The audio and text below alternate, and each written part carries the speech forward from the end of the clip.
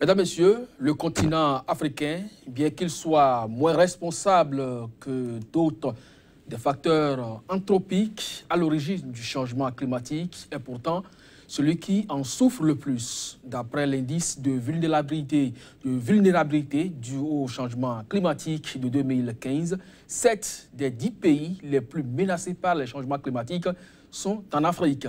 Irma, par exemple, est l'un des 5 ouragans les plus puissants jamais enregistrés dans l'Atlantique Nord.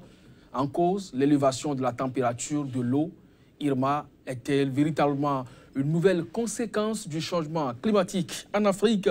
On va en parler au cours de cette émission. Et pour le faire, je reçois pour vous Gontran Kenom, expert en stratégie de communication environnementale et en développement durable. Merci d'être là, Gontran Kenom. Merci, monsieur le journaliste. En face de vous, c'est Dr Sotel Wessou. Il est spécialiste en gestion de l'environnement. Monsieur Wessou, bonjour et merci d'être là. Merci beaucoup, merci, bonjour. Avant de retrouver donc nos invités pour la discussion, place donc à la transition.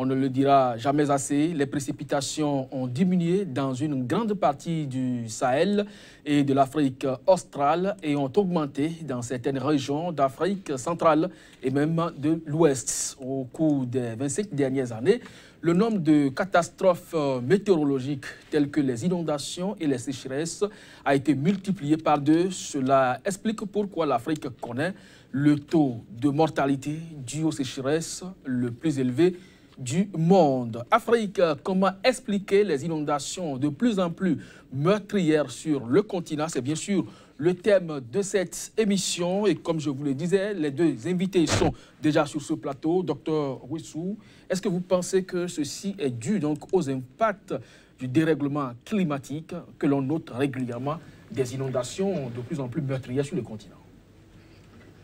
Oui, merci beaucoup. Oui, pour y répondre, je dois vous dire qu'on ne peut pas épargner en fait ce changement climatique. Et ça vient accélérer, aggraver le processus. Sinon, et de tous les jours, sur tous les cieux, les fleuves qui sont souvent des fleuves à cycle saisonnier connaissent toujours des moments d'étiage et des moments de crue.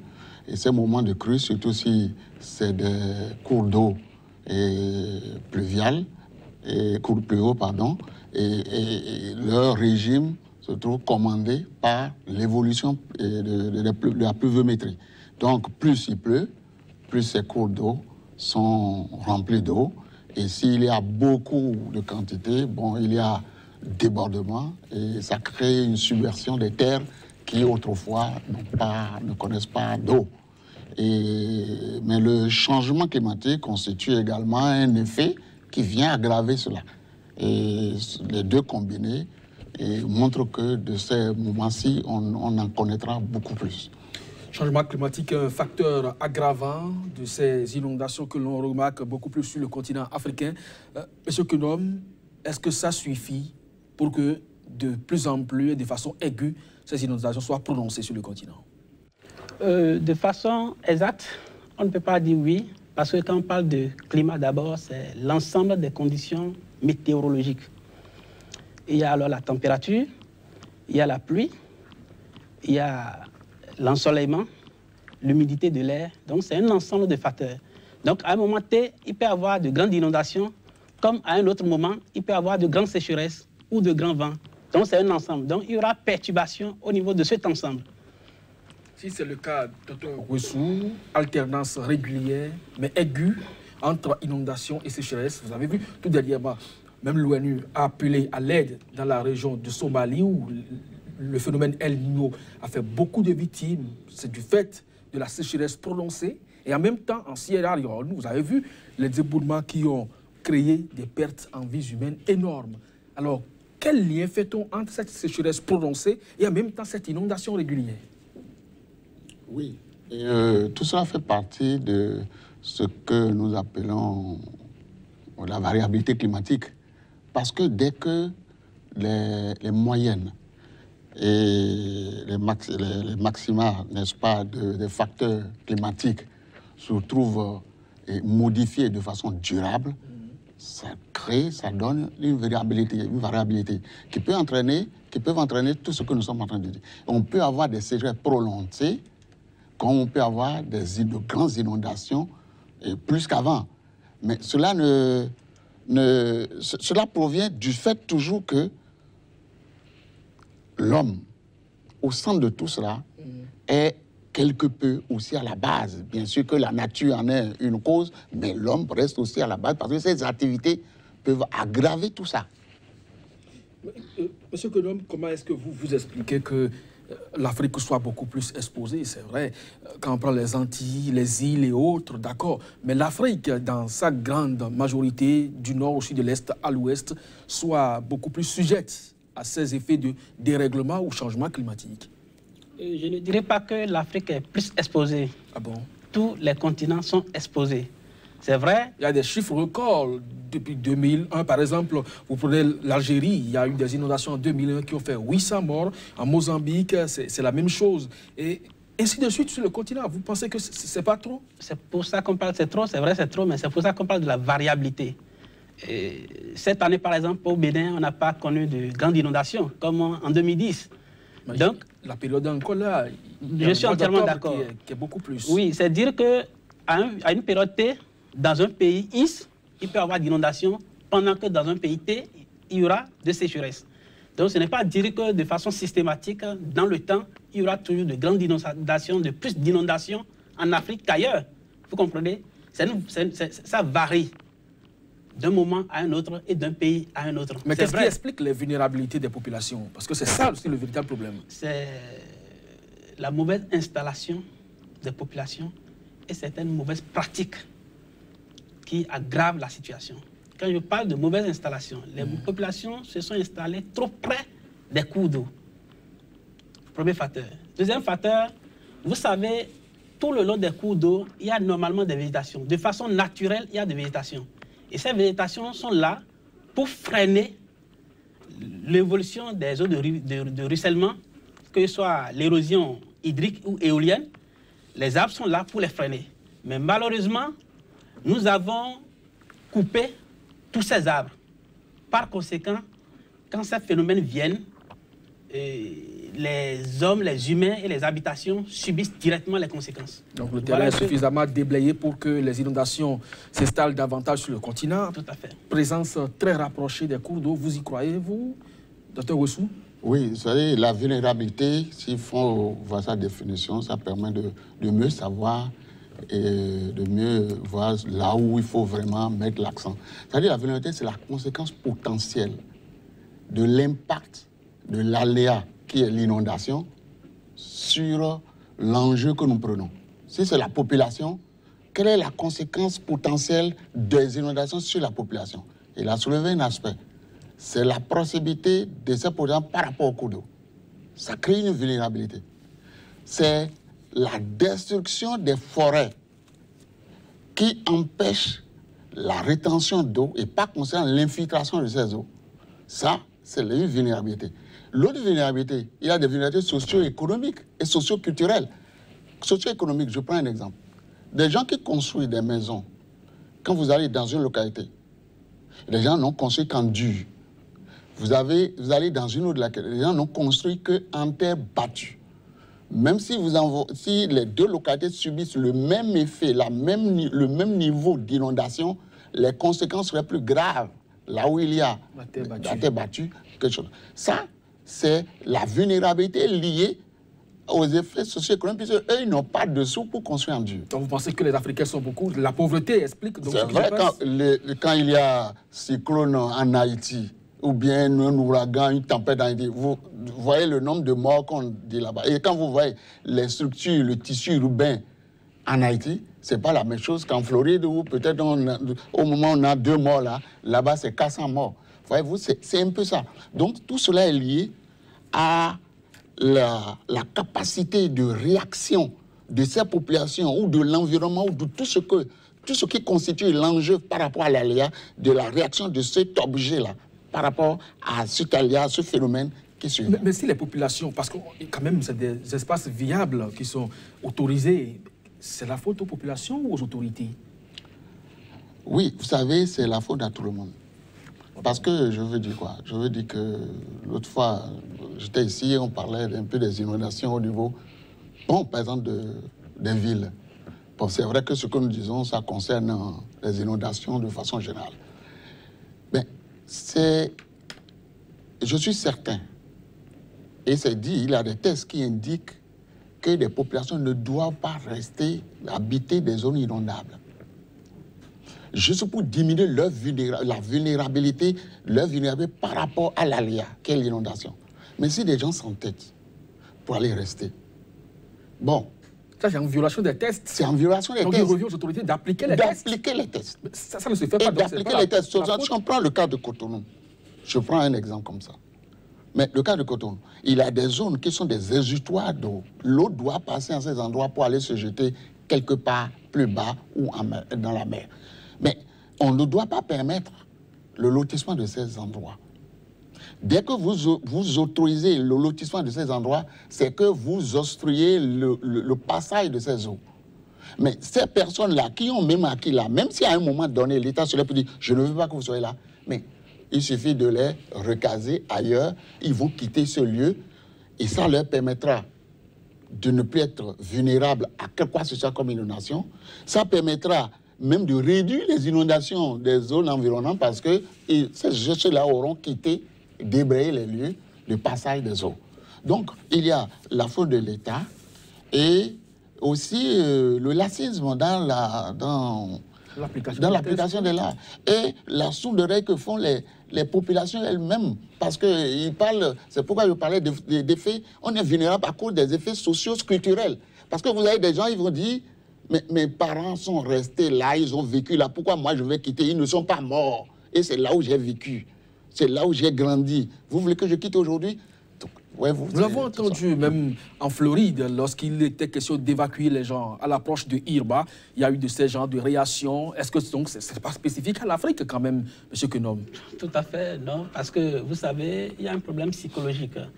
Les populations s'entêtent, c'est-à-dire quand ils sont installés quelque part. Et là, il faut spécifier encore. Il y a ceux qui se sont installés naturellement sans acheter la terre. Et il y a ceux qui ont acheté la terre dans les villes et qui se sont installés dans les bas-fonds recasés. Maintenant, ceux qui se sont installés naturellement sans acheter, qui ont hérité de leurs parents, ils ont fait pas mal de choses là. Leurs parents ont laissé pas mal de choses. Donc, par rapport aux réalités liées aux religions primitives, aux religions endogènes, aux us et aux coutumes, ils ont des difficultés à laisser toute cette dimension spirituelle et aller s'installer ailleurs.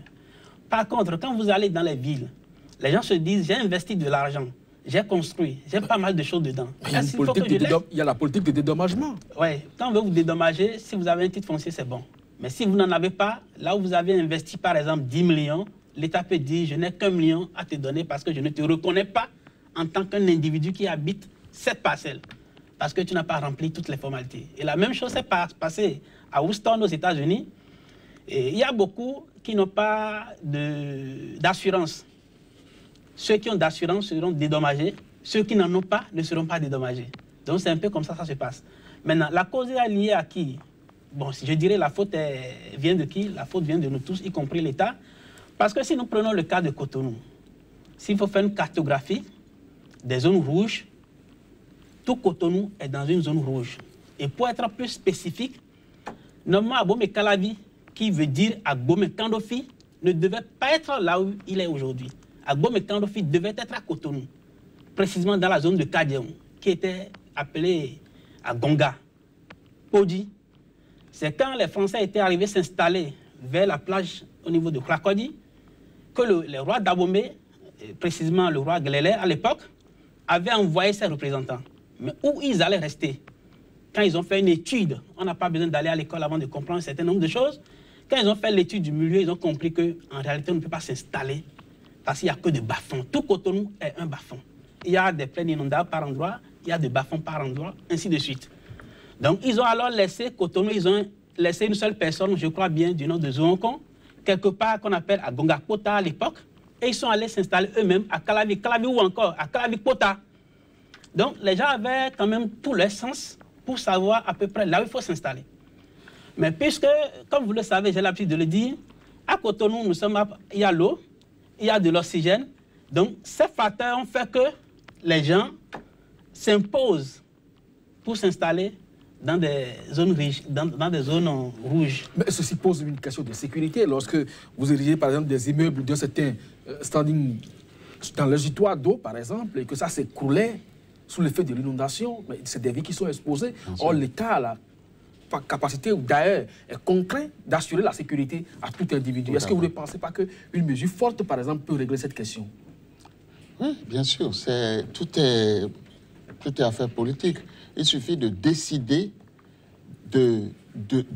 d'empêcher l'occupation de ces endroits et de le faire effectivement pour que ça soit respecté. Qu'il a dit, ces rois n'avaient pas tellement, comment dirais-je, de moyens technologiques assez avancés, mais pourtant, ils ont vu que là-bas, là, c'est bas-fond. Restons ici. Nous serons plus à l'aise ici que là-bas où c'est plus bas-fond.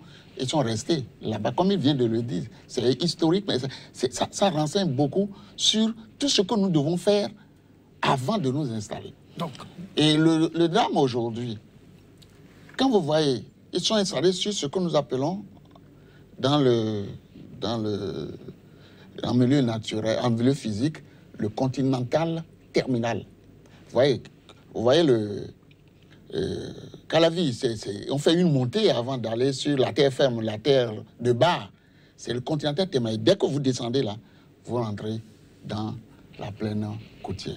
Mais en réalité, les gens, on pouvait ceinturer tout ça et dire, écoutez, allez vers là-bas. Parce que ce qui va arriver, c'est quoi? C'est que Cotonou, d'ici peu, avec tout ce que nous disons, des conséquences liées au changement climatique, avec la montée des eaux, de la hauteur d'eau de mer, et avec tout ce que l'on est en train de prévoir en ce qui concerne les inondations ou bien la submersion des villes côtières comme Cotonou, mais un jour va arriver et ce n'est que les gens qui sont en Calavi qui seront sauvés. Parce qu'aller à Bangladesh... Vous annoncez là une catastrophe, mais Cotonou n'est pas quand même la seule capitale en Afrique qui soit très proche de la mer. Elles sont nombreuses, ces capitales africaines côtières. Mais de toutes les façons, lorsqu'on va remonter un peu la question de l'inondation, les effets sur l'écosystème, vous en notez également? Bien sûr, les effets des inondations sur les écosystèmes, mais bien sûr, c'est plus désastreux. Ça crée un déséquilibre écologique terrible, puisque d'écosystèmes aquatiques, mais avec les inondations, le milieu devient un milieu aquatique. Même si c'est temporaire, le peu de temps que ça passe, ça détruit tout ce qui est la vie qui se trouvait sur cette terre et qui était habituée et qui n'était pas habituée à l'eau, va vivre, n'était pas habitué à vivre de ce milieu aquatique, tout ça va disparaître. Mais ça profite quand même en même temps à d'autres vies. Ah, mais bien sûr, ça profite à d'autres vies, mais qui va aussi disparaître parce que les inondations ont un temps de passage aussi. C'est-à-dire que l'inondation peut durer juste une semaine. Ça peut durer 2 semaines. Ça dépend, bien sûr, de la source de production, de l'eau qui produit cette inondation et aussi de la capacité des écosystèmes en aval ou bien de l'écosystème en présence de résorber cette inondation. Donc, plus ça dure, mais plus ça va détruire. Donc, ce qui est sûr, il y a cette sorte de... C'est vrai que certains prônent une sorte d'amélioration de la biodiversité, mais tandis que d'autres soulèvent cette destruction de cette biodiversité. Donc ça fait un mélange. Vous vous inscrivez dans quelle vision? Les perturbations climatiques, naturellement, constituent un facteur qui est à la base de la perte de la biodiversité. Parce que les animaux, les plantes et consorts sont habitués à des types de climats donnés. Les arbres que vous voyez dans le sud Bénin, ce n'est pas exactement les mêmes que vous trouvez dans le nord. Les arbres que vous trouvez dans les bas-fonds, ce ne sont pas exactement les mêmes choses que vous trouvez ailleurs. Donc, il y a ce que nous appelons la phytogéographie et autres. Donc, des plantes apprécient des zones données compte tenu d'un ensemble de facteurs. Donc, dès qu'il y aura perturbation, nous enregistrons des pertes en biodiversité. Dr Wessou, aujourd'hui, lorsque vous parlez de la vulnérabilité de ces populations, ça suppose un certain relocalement. Alors, est-ce que vous pensez que déplacer, par exemple, les populations de Cotonou vers Calavi, tel que vous le dites là, n'aura pas d'effet non seulement sur l'écosystème, mais également au plan politique? Ah, bien sûr. Le plan social, tout. C'est-à-dire que quand on parle de déplacement de personnes, c'est tout un ensemble encore de problèmes qu'on soulève. Parce que ceux-là, là où vous déplacez les gens pour amener d'autres, vous déplacez les gens d'ici pour les amener quelque part. Mais ce quelque part appartient à des gens. Et comment gérer ceux-là qui étaient là? Quel est le développement de ces populations dans le futur? Vous devez planifier tout ça avant d'amener les autres et trouver l'espace nécessaire à ceux qui arrivent pour qu'ils s'installent et pour qu'ils s'assurent aussi de leur devenir. Les problèmes sociaux, peut-être que là-bas c'est des gangsters et qui arrivent à des moments donnés, c'est des arracheurs de femmes d'autrui. Mais les gens vont refuser, ils vont dire, ben non, écoutez, ceux-là que vous amenez, ils sont en difficulté, mais nous ne pouvons pas les aider parce qu'ils ont été comparés. C'est un problème fou. C'est pour cela que, pour le faire, on ne peut pas le faire de façon brutale. Mais les points les plus critiques où on ne doit pas permettre l'installation humaine, on peut ceinturer ces zones, faire ces déplacements ponctuels et progressivement dégarnir les zones vulnérables, toute la zone vulnérable de Cotonou, pour pouvoir avoir à un moment donné l'ensemble, une majorité de la population sur des endroits beaucoup plus sécurisés. Ouais, quand vous prenez par exemple Niamey, qui n'est quand même pas au bord de la mer, mais Niamey a vécu une forte inondation avec des pertes en vie humaine au-delà de 40. Qu'est-ce qu'il faut faire, docteur M. Kenom, aujourd'hui pour sauver l'Afrique? De façon spécifique, nous avons plusieurs types d'inondations. Il y a des inondations liées au débordement des eaux. En l'occurrence, les fleuves, les rivières, les lacs et autres. Niamey est proche du Sahara, mais pourtant, il y a une inondation. C'est juste parce que la pluie qui devrait tomber sur une période de 2 à 3 mois est tombée en 5-10 jours. Et ça peut arriver dans toutes les villes. Ça veut dire que même si vous êtes sur une zone, sur un plateau, ça dépend de la forme du plateau. Si ça a une forme de cuvette, là, l'eau va se stagner et il y aura inondation. Cela ne veut pas dire que quand il y a inondation, c'est forcément les débordements. Non, il y a l'eau de pluie. Quand il y a pluie de façon continue, sur une période, avec une certaine intensité, là, l'eau n'arrive plus à s'infiltrer facilement et inévitablement, il y a inondation et les populations subissent. On parlait tout à l'heure de Irma, qui est cet ouragan qui a frappé tout dernièrement le monde entier, surtout les régions de Caraïbes, des îles et autres. Docteur Wessou, la plupart du temps, il paraît, selon les études, que ces inondations prennent corps à partir de l'Afrique. C'est quoi d'abord un ouragan, en tant que spécialiste de l'environnement? Oui, c'est un ouragan, c'est une tempête qui est alimentée par de grands vents, de grandes forces et avec une vitesse assez exagérée, allant de 50 km/h à 100 km/h, c'est même plus, 200 km/h. Et quand vous avez... Ici, nous n'avons pas de vent. Nous n'avons pas de vent. C'est pourquoi même l'énergie a produit, quand les gens prônent l'énergie éolienne dans des endroits, chez nous, on ne pourra pas parler d'énergie éolienne parce que nous avons des vents qui tournent autour de 6 à 8 mètres par seconde. Vous voyez, 8 mètres par seconde, c'est insignifiant. Mais devant un ouragan, quand nous avons nos tempêtes ici, le vent qui souffle, c'est des vents qui tournent autour de 20 à 25 km/h. Ça s'arrête là. Mais quand vous êtes déjà devant des vents de 50 km/h, mais vous êtes dans votre véhicule, vous tremblez, votre véhicule même tremble. Mais plus que ça. Donc l'ouragan, ce n'est autre chose que des tempêtes associées à de grands vents à vitesse exponentielle, très élevée. Alors, mais pourquoi la plupart du temps cela prend corps en Afrique? Bon, ça prend corps en Afrique, ça s'explique juste sur le fait que l'Afrique, au niveau de nos côtes, si on prend notre côte occidentale de l'Afrique, vous voyez, tout ce que nous avons comme golfe, ce n'est que le détachement de la terre dans le vieux temps. Et quand vous ramenez, enfin, dans le vieux temps qui a créé ces golfes, et vous voyez que la partie de ces golfes, c'est ça qui constitue la partie orientale, par exemple, des Amériques. Quand vous voyez notamment l'Amérique du Sud, c'est-à-dire Brésil et autres, Argentine, etc., vous allez voir qu'en fait, c'est détaché du golfe de Guinée.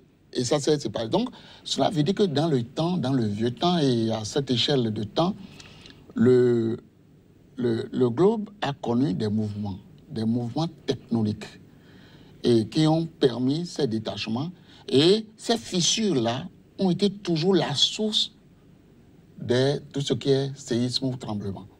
Et à partir de là, il a toujours ce foyer de tous ces phénomènes environnementaux, et cette dynamique de grands vents, marins, etc., que nous notons à partir de là. Ils partent de l'Afrique, mais remontent vers l'Occident. Oui, je voudrais faire une précision à ce niveau, parce que dans la vie, dans le cosmos, rien n'est figé. Tout est en mouvement. La Terre est en mouvement, il y a des tremblements de terre, il y a parfois des dérives continentales. Le Soleil prend de volume, le Soleil devient, selon les données de la NASA, le Soleil prend de volume. Il semblerait que la Terre se rapproche du Soleil alors que c'est le contraire qui devrait se passer. C'est des résultats d'études, mais nous pouvons prendre d'abord comme des hypothèses. C'est dire que ce qui se passe sur les autres continents,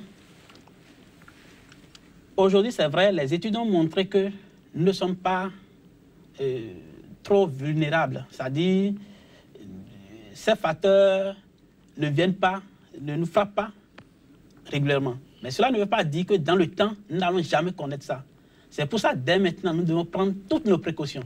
Parce que tout peut venir à tout moment. C'est pour ça que j'avais parlé tout à l'heure de dérive de continent. Et si vous voyez le cycle de Wilson, la Terre était en bloc, mais suite à une dérive, ça s'est disloqué et nous avons plusieurs continents. Et au départ, on avait même 2 continents. Et plus tard, nous en avons 5, d'autres vont jusqu'à 7 selon les trucs là. Donc, c'est dire que rien n'est figé et nous pouvons nous attendre à tout. Et si je prends le cas de Cotonou, par exemple, là où la présidence est installée, là où nos grandes institutions se sont installées, là où les banques sont installées, là où nos ministères sont, là où ils ont construit actuellement le truc là de l'Assemblée, c'est à des zones rouges. Qu'est-ce que nous refusons aux populations? Qu'est-ce que nos gouvernants même font? Alors, est-ce que vous faites un lien possible entre le réchauffement climatique et la naissance de ces ouragans? Tout à fait. Il y a un lien. Je crois que nul n'est aujourd'hui sans savoir qu'il y a réchauffement, l'élévation de la température globale de la Terre. Et quand vous allez au niveau de l'Arctique et de l'Antarctique et de Groenland, vous allez constater qu'il y a des fonds de glace. Il y a l'éclatement au niveau des glaciers. Donc ça évolue sous la mer et ça monte le niveau de la mer. Et c'est déjà prédit que beaucoup d'États insulaires, c'est-à-dire les îles, les États qui sont entièrement entourés d'eau, il y a déjà 5 à 6 qui sont entièrement partis. On ne parlera plus de ces îles-là, mais on dira qu'il y avait île ici et on va doiter sous la mer. Et il y a pas mal d'îles aussi qui sont menacées et qui finiront par se retrouver sous l'eau. Docteur Ouessou, est-ce que vraiment vous sentez que le changement climatique renforce la présence ou la naissance des ouragans? Oui, bien sûr. Ça ira de manière grandissante.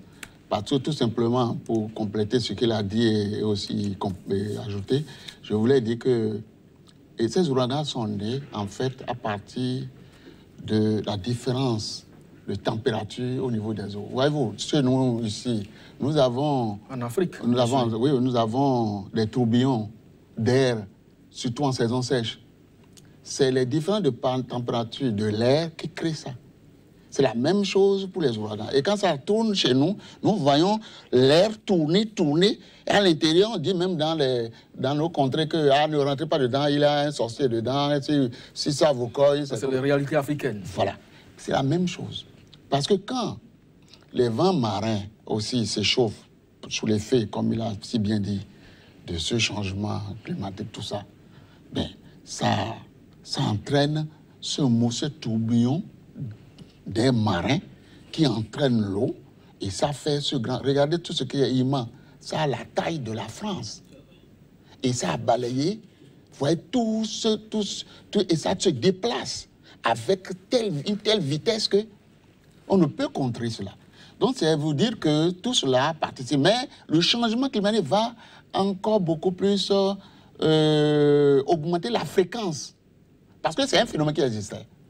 Ça existait, bien sûr. Donc, sans qu'il y ait changement climatique, le phénomène de cyclone va toujours exister parce qu'il y a toujours réchauffement, un certain réchauffement des eaux de mer à des moments donnés et cherchant, n'est-ce pas, à combiner avec les eaux qui ne sont pas aussi de température aussi élevée, ça donne toujours ces cyclones-là. Mais c'est que ça va s'intensifier. Pourquoi? Et se répéter à cause du changement climatique. Parce que très rapidement, ça va s'échauffer. Enfin, les eaux vont s'échauffer d'autant plus rapidement.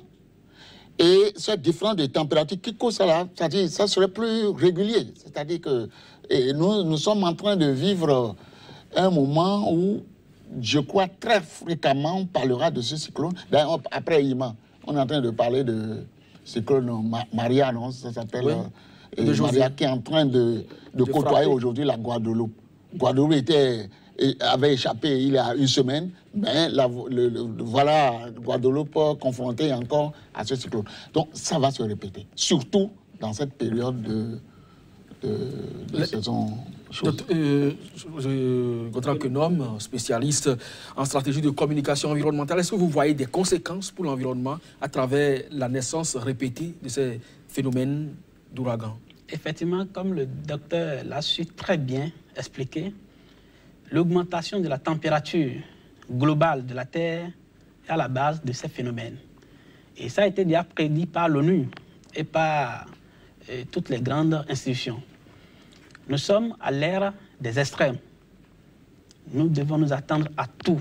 Il nous revient par l'intelligence situationnelle de nous adapter, de prendre des dispositions pour s'adapter au phénomène. Il y aura de sécheresse. Au nom de ces adaptations, par exemple, il y a que la COP à Paris, la COP 21 de Paris, avait quand même fait des propositions. Aujourd'hui, les Américains qui ont été frappés tout dernièrement par l'ouragan Irma menacent quand même de sortir de cet accord. Est-ce que vous pensez comme ça qu'on est en train de vraiment répondre à ces phénomènes climatiques? C'est ce qui est bien dommage. Et vous allez constater que quand Donald Trump était à Houston, il a été très prudent. Il a parlé de pic en termes du phénomène météorologique, mais il n'a pas parlé du réchauffement climatique. Il a été très stratège. Ça veut dire qu'il maintient sa position et c'est aussi... Il déplace le problème parce que le phénomène naturel est là. Il frappe quand même. Il y a eu des morts, au moins une quarantaine. Oui, il y a eu des déplacés, près de 100 000, bien de 200 000 déplacés à Houston. Mais malgré ça, il n'a pas banalisé le fait, mais il n'a pas parlé de réchauffement. Pour le moment, son problème, ce n'est pas le réchauffement. C'est dire que si nous allons attendre les États-Unis, nous allons attendre COP, nous allons longtemps attendre. Et pour prendre des mesures par rapport à ces phénomènes, d'abord, la réflexion est individuelle. Il faut bien informer les populations, qu'elles sachent de quoi il est question. Leur proposer des mesures alternatives. Qui va le faire? C'est l'État, ça doit passer par l'État. Le rôle des ONG? Ben, les ONG, si l'ONG n'a pas de moyens, monsieur le journaliste. Existe-t-il, docteur Wessou, des solutions pour diminuer le nombre d'ouragans aujourd'hui? Diminuer, bon. Parce que vous avez tout à l'heure alarmé, à la limite, hein, quand vous estimez que bien ça va de façon répétée désormais. Bah, les ouragans là sont des aléas naturels et en tant que tel, je ne sais pas, on peut les prévoir, mais on ne peut pas On peut les prévoir et prendre des mesures, mais on ne peut pas les contrer. Vous expliquiez tout à l'heure que c'est la rencontre des vents froids et des vents chauds au niveau de la mer qui provoque le phénomène. Mais est-ce qu'il n'y a pas possibilité, par exemple, qu'on refroidisse suffisamment l'eau à la surface de la mer pour éviter qu'il y ait cette confrontation? L'étendue de la mer, c'est-à-dire nos océans, là, les surfaces sur lesquelles nous sommes là, ne représentent que le tiers aussi, le quart. 29%. Donc, voyez-vous, ça veut dire que la plus grande superficie terrestre, c'est l'eau. Donc, on ne peut pas refroidir, se mettre à refroidir. Mais quelles sont les mesures, selon vous, qu'on peut aujourd'hui mettre en... Non, je crois, c'est pour cela que, comme mon collègue disait tantôt, voyez-vous, le président américain est en train de faire un faux fiant. Il va revenir sur la réalité. L'accord de Paris va s'imposer à lui? Mais ça va s'imposer à tout le monde. Aujourd'hui, moi, et c'est là où je salue tous les autres États qui ont accepté d'avancer, quand bien même les États-Unis veulent mettre un frein à cela. Mais ils vont revenir à grands pas. Parce que, en fait, ils sont confrontés à des problèmes de choc économique. Puisque quand on va dire respecter ceci, diminuer la production, l'émission de CO2 jusqu'à tel niveau, mais c'est réduit drastiquement. Les industries vont fermer. Donc, c'est créer la récession. C'est remettre les Amériques à un rang au plan économique dans le monde. Et c'est ça qu'ils ne veulent pas. Donc, accepter de COP21, c'est accepter la récession au niveau des États-Unis. Ils ne veulent pas. Mais la réalité naturelle, la réalité des choses, le nombre de cyclones, il y en a déjà qui arrivent. Il y en a qui vont encore s'intensifier. Il y en aura encore. Mais la multiplicité de ces phénomènes atmosphériques et en termes d'aléas que nous allons connaître, ou bien que les Amériques vont connaître, mais vont finir, la multiplication va finir à amener Trump à se ressaisir. D'ailleurs, il revient beaucoup sur des positions données, donc revenir sur COP21 n'est pas encore quelque chose qui serait, qui va étonner encore le monde. Alors, on va bientôt sortir de cette émission. Le thème principal, c'est comment aider l'Afrique à sortir du cycle à la limite catastrophique de ces inondations récurrentes. Docteur, Monsieur Kenom, qu'est-ce que vous préconisez véritablement, de façon pratique? De façon pratique, c'est d'informer suffisamment les populations sur le phénomène. Parce que vous savez, quelqu'un qui s'est installé dans un milieu, il a déjà fait 30 à 40 ans, il est le climatologue le plus averti de là où il est. Qu'il s'agit d'un paysan, d'un pêcheur, ils savent ce qui se passe chaque année. Ils ont les variations, les tendances et consorts. Mais ce qu'ils ne savent pas, c'est qu'ils ne sont pas dans la dynamique de comprendre que ce qui se passe habituellement, le maximum, ils maîtrisent le maximum. Est-ce que ça va dépasser ce maximum ou pas? Eux ne le savent pas. Il nous revient, par le biais de l'État, de leur expliquer que ce qu'ils avaient l'habitude de subir, que ce n'est que le début du commencement. Et que la réalité est tout autre.